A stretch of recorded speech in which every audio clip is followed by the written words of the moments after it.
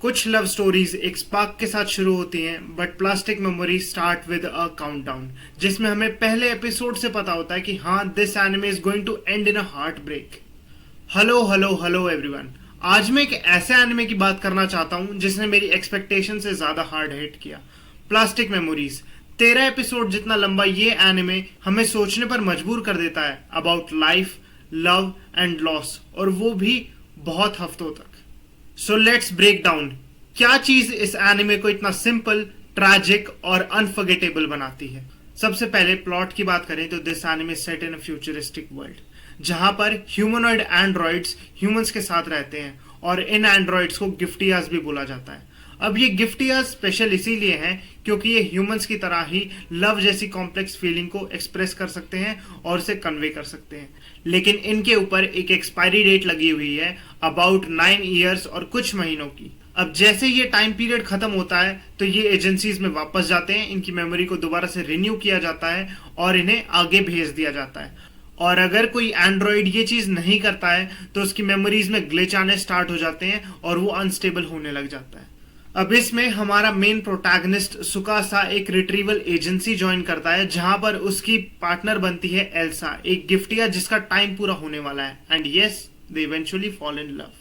Plastic memories is not just about romance. ये आपको बताता है कि आपको पता है एक पर्टिकुलर टाइम बाद आप वैनिश हो जाओगे, लेकिन फिर भी आप किसी ना किसी से प्यार करने की कोशिश करते हैं, उससे अटैचमेंट बिल्ड हो जाती है। यहां पर एल्सा की बात करें तो शी ऑल्सो नोज कि वो कुछ टाइम बाद वैनिश हो जाएगी and every smile she gave is a borrowed time.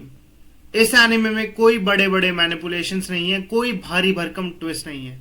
It's just about a slow poison जो धीरे धीरे असर करता है और जैसे जैसे वो असर करता जाता है उसका दर्द आपके अंदर पहुंचता रहता है और वो बहुत ज्यादा होता है। अब बात करते हैं कैरेक्टर्स की। तो बात करें एल्सा की तो एल्सा इज द सॉफ्टेस्ट और बहुत ही ज्यादा ब्रोकन कैरेक्टर जो मैंने अभी तक देखी है। वो क्लमजी है, शाय है, लेकिन इन सब चीजों के पीछे वो बहुत ही ज्यादा डरी भी हुई है। दूसरी तरफ सुकासा इज सिंपल, वो हमें रिप्रेजेंट करता है स्टोरी में। इसके अलावा साइड कैरेक्टर्स में मिचिरू और काजुकी हो गए जो स्टोरी में लेवरेज ऐड करते हैं। तो बात करते हैं एनिमे की स्ट्रेंथ और वीकनेस के बारे में। तो सबसे पहली स्ट्रेंथ है कि ऑनेस्टली इसके एनिमेशन इतनी ज्यादा अच्छी नहीं है, लेकिन ओएसटी इतने बढ़िया बना रखे हैं कि वो एनिमेशन की कमी को पूरी कर देते हैं, इसीलिए इतनी ज्यादा बढ़िया होने की जरूरत भी नहीं है। इमोशनल हुक बहुत ज्यादा अच्छा है इस एनिमे का, जो हमें आखिरी तक बिठा कर रखता है।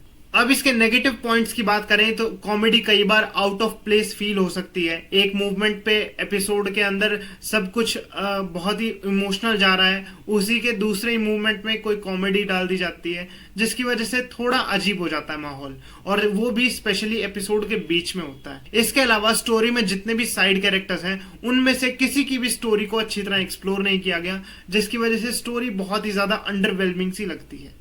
तुम्हें पता है what hurt the most in this anime?